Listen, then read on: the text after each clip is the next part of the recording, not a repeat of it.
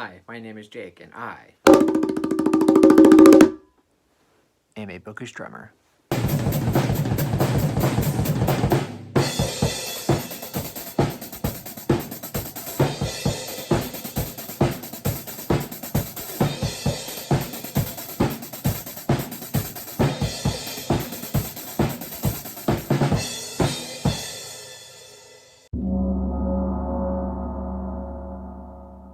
So for this video, I will actually be celebrating my 2-year Booktube birthday. I've been on Booktube now for 2 years now, and the way that I will be celebrating is basically talking about my favorite books that I've read since I've started my Booktube channel.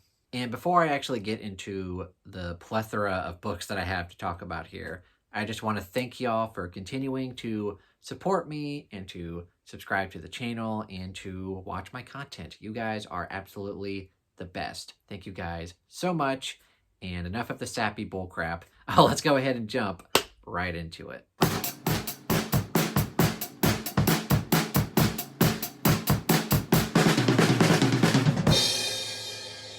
So of course, I started my channel 2 years ago in February of 2021. And 2021, as you'll see, was a banger of a year. I think most of the books, more than 50% of the books that are going to be talked about in this video, the best books that I've read since I've started my channel, I did read in 2021.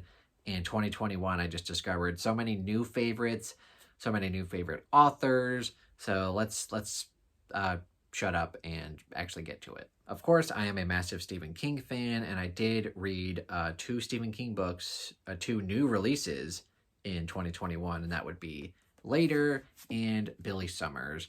I'm not going to go into too much detail because I actually have dedicated book reviews for both of these. This was actually the very first review I think I ever did on the channel. So it's probably pretty rough, but if you want to go check it out, go check it out. And yeah, I really did enjoy both of these. I think I give both of these 4.5 stars, and Stephen King has had new books since then, but not as good. I am also a massive Brandon Sanderson fan, and in 2021, I finally read the 4th Stormlight book, which is Rhythm of War. Probably my least favorite in the series thus far, but still 5 stars. I enjoy the characters immensely, and yeah, it's a pretty chunky book. I think it actually came out in 2020, but it actually didn't get to it until 2021. So yeah, I had a great time with it. 2021 was also the year that I discovered Daisy Jones and the Six and Taylor Jenkins Reid in general. I read this book, absolutely loved it. The top 10 book for me all time. I loved the audiobook and the full cast narration and just all the classic rock stuff that it's in here. And Taylor Jenkins Reid, just even though I was skeptical at first reading her other books that aren't to deal with classic rock, she quickly became a top 10 author for me. So 2021 was the year that I discovered her. I also read probably my favorite horror novel, like excluding Stephen King, of all time, and that would be Imaginary Friend by Stephen Chbosky. Now, this had a reputation of being very polarizing. Like, you either hate this book or you absolutely loved it. And I just flat out loved this book. I know a lot of people don't, because like you get halfway and you kind of realize like what's going on. But I just loved the direction it went in. I also have a dedicated book review for this, and just one of my, if not my favorite horror movies of all time. I also read a lot of new fantasy, and that would be, one of them is The Bone Shard Daughter by Andrea Stewart. I actually read this book twice in 2021.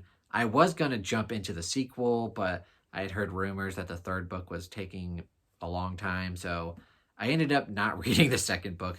I'm actually going to be rereading this again this month in February, so it all just comes full circle, doesn't it? I also read You Love Me by Caroline Kepnes. This is the 3rd and my personal favorite in the Joe Goldberg series. The first 2 were pretty good, but this one, I just think everything clicked with it, or clicked for me in this book.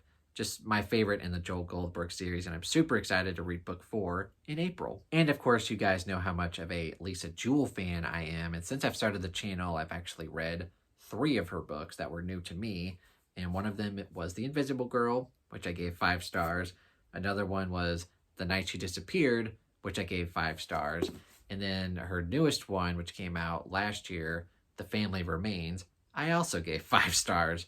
So yeah, you can definitely see a pattern. I love Lisa Jewell. I love just the way she structures her books. I love her characters. I love the atmosphere she creates. She's one of my favorite authors of all time, and I'm obviously going to just read anything that she writes. 2021 was definitely the year of discovering new authors for me because one of my all-time favorite horror authors now is Stephen Graham Jones after I read The Only Good Indians, which is just one of the most unique horror experiences I've ever had. And then ever since then, I've just been trying to read as much of his stuff as possible. Probably my personal favorite now is Night of the Mannequins, which is just a hilariously dark comedy and just, it's awesome. And I also read My Heart is a Chainsaw, and I actually just finished a reread for this, and I will be reading the sequel, Don't Fear the Reaper. So obviously, Stephen Graham Jones is one of my new favorite horror authors, so I'm definitely glad that I picked him up in 2021. Also, one of my favorite books of 2021. I think this might have came out the year before. I don't remember, but I read Piranesi by Susanna Clarke, and I was a little hesitant with this book because I DNF'd her other giant book, Jonathan Strange and Mr. Norrell. But this one was super short, so I was very interested. Like, how do you go from writing that to this? And I basically jumped into this book not really knowing anything about it, and I was very pleasantly surprised. I loved this book. I loved the directions it went in, and yeah, it was just really good. One of the best books that I read in 2021, like thriller wise, was Razor Blade Tears by S.A. Cosby. This book has definitely gotten me interested in reading more of his stuff, and I definitely plan on reading Blacktop Wasteland and My Darkest Prayer in 2023. This book definitely blew me away with the writing style and just the how dark it got, and the tale of revenge with these two fathers and their sons who were married or murdered. So it just, everything clicked with me in this book. I loved it. And the last couple of books that I want to mention here are The Child Thief and Krampus, both by Brom. Now, The Child Thief was recommended to me by Joanna from the channel Joanna, and I loved this book. Gave it 4.5 stars. And she also gifted me, I think for Christmas, which would make sense, Krampus, which I even loved more than The Child Thief. I thought this book was hilarious and just really dark at times. I love when books can kind of have like humor and drama and just brutality all in one go, and this was definitely that. So yeah, I loved Krampus.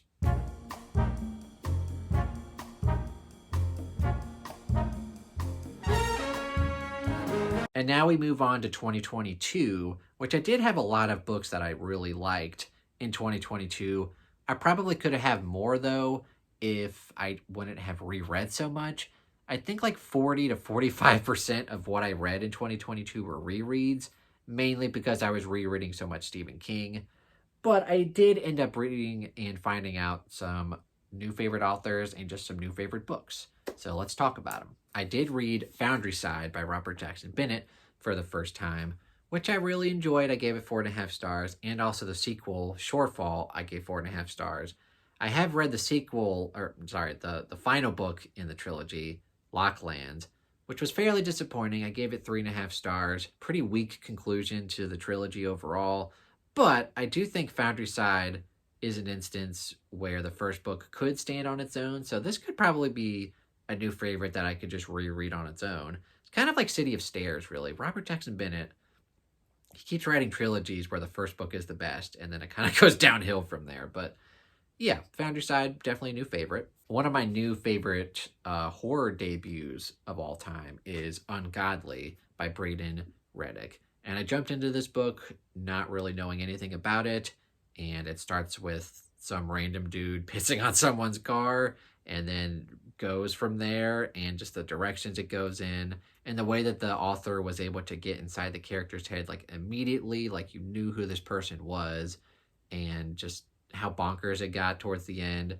There's only one thing towards the end of the book that I wasn't a huge fan of, but overall, just, I loved this book, 4.5 stars. I also read Blackstone Heart by Michael R. Fletcher, the first book in the Obsidian Path trilogy. I loved this book. I loved how fresh it felt with the first person perspective and kind of like the amnesia trope of like this guy not really knowing like who he is, where he is, what he's supposed to do. I loved the directions it went in. I enjoyed book two, She Dreams in Blood. It was more of a 4-star book. It kind of got a little repetitive and kind of samey to the first book, but then the ending really blew me away, and I really want to read the third book in the trilogy just to see how it all wraps up.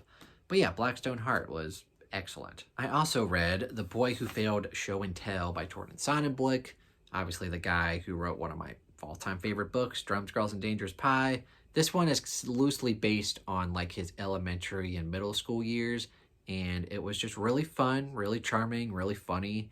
And yeah, 5 stars, just an excellent, really fun experience. These next 5 books, I'm sure Stacy will be somewhere in the comments telling me how she recommended all of these books, and I had a great reading here because of her and her recommendations, which is true, but, you know, don't want to, grease the wheels too much here. Anyway, she recommended a few thrillers to me that ended up being not perfect, but like near perfect, 4.5 stars, just awesome.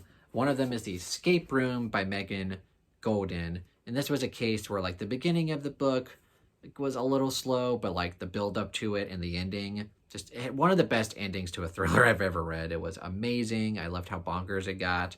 Yeah, definitely a fun time with this book. And also just the exact opposite of that is Confessions, where the first chapter of this just blew me away from the get-go. At the end of the first chapter was like, holy shit, what the hell is that?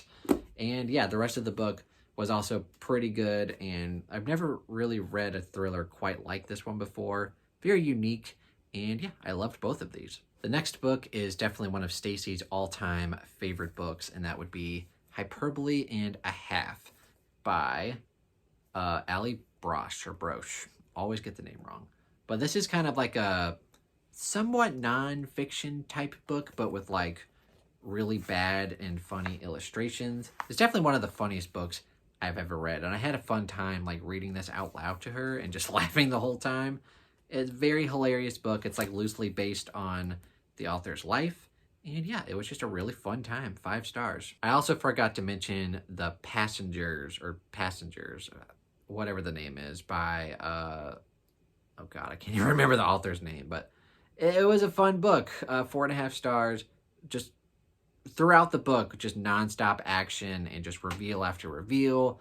4.5 stars though, because the ending got a little convoluted for me, but overall just a very fun book. John Mars, that's who it is, god damn it. John Mars. And the last 2 books I have to talk about in 2022 were my favorite books of the year, discounting rereads, of course.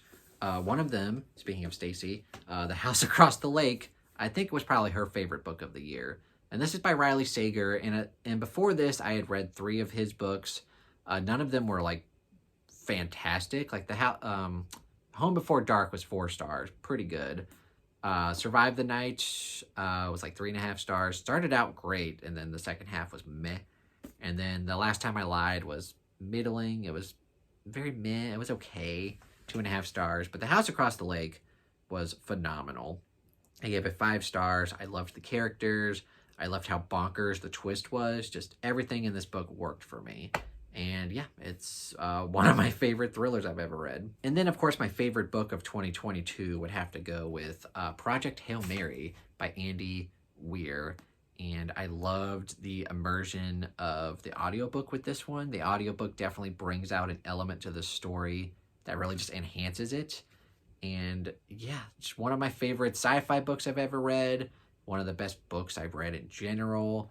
I loved the directions it went in. I do have a book review for this if you're interested to see why I loved it so much. Obviously, I gave it 5 stars. And yeah, just one of the best books I've ever read.